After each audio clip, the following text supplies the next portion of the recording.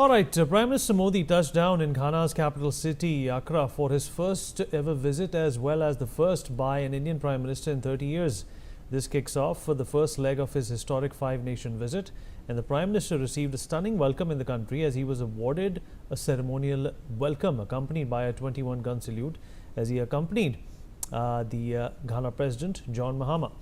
In a warm display, the Indian diaspora also came out in large numbers to greet the Prime Minister.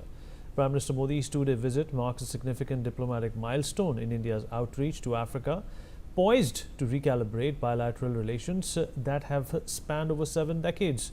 As a mark of the enduring partnership, Prime Minister Modi was also awarded with the Officer of the Order of the Star of Ghana, Ghana's highest civilian award, which he accepted on behalf of 1.4 billion Indians. India and Ghana have also signed 4 key MoUs in areas of culture, business, medicine, bilateral relations amidst this historic visit. Mr. Gautam Mukherjee, senior journalist, is with us on the broadcast. Pathikrit Pine, geopolitical expert, also joins us on the show. Mr. Aakash Jindal, senior economist, with us on the platform as well. Mr. Jindal, what is your opinion on India's relationship with a number of these African countries? Let's also look at the G20, where India was predominantly responsible for breaking through and getting the African Union into this credible mold. Yeah, Vineet, I think our relations with all these countries are very well because, as you have rightly pointed out, in G20, it was India who took initiative. And again, now we can see the sort of relationship we are having. Our Prime Minister Modi has been awarded the highest civilian honor there. So we can see how strong are the relations, how strong are the ties. And I think to economy also, this is going to suit like anything. There's going to be a lot economic benefit also because cultural ties, ultimately bilateral relations, global relations, they ultimately help in building economic ties. And that's what Prime Minister Modi has proved already. He has visited many countries in his career, and with almost all countries, I have data that we are doing lots and lots of business. That's why even during current global slowdown, where the major economies of the world are displaying negative GDP growth, India has displayed a GDP growth of 7.4%. I am talking for January to March 2025. If you compare us with Japan, during this period, comparable period, January to March 2025, Japan has exhibited minus 0.2% GDP growth. Germany, third biggest economy, Europe's biggest economy, the economy which is still bigger than us, October to December 2024, they have displayed GDP growth of again minus 0.2%. UK, October and September 2024, minus 0.1%, and India at 7.4%. So the sort of global relations we are having, the sort of global business we are having, the sort of FDI we are having.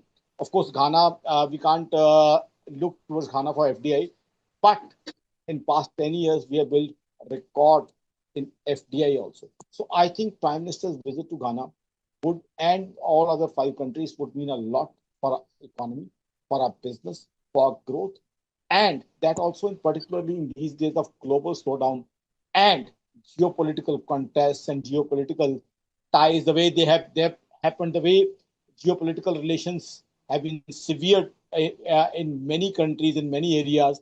India building bilateral relations, bilateral ties, I think it's a very good thing. And particularly if you have observed, countries like China, they have been into multilateral pacts, multilateral treaties.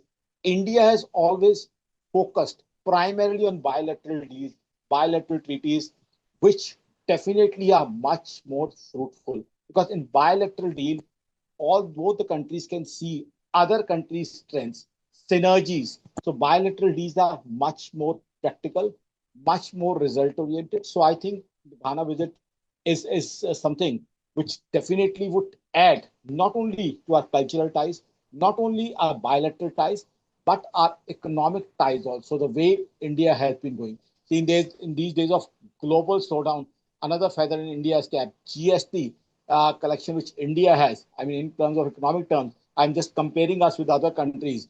22 lakh crore of GST collection in 2024-25. This is again a record This is again a huge achievement because GST, when it was introduced in 2017, there was a lot of skepticism. Now it's not Aakash Jindal or Aakash Jindal.in. Global experts are saying that in India's growth in the past 2 years, 4 years, or rather 7 years, GST has played a vital role. So I think strengthening global relationships, strengthening ties, that also in these days of geopolitical stress, I would say, geopolitical severe relations, which we are seeing throughout the world. Then, of course, tariffs, which we have seen how tariffs have played out.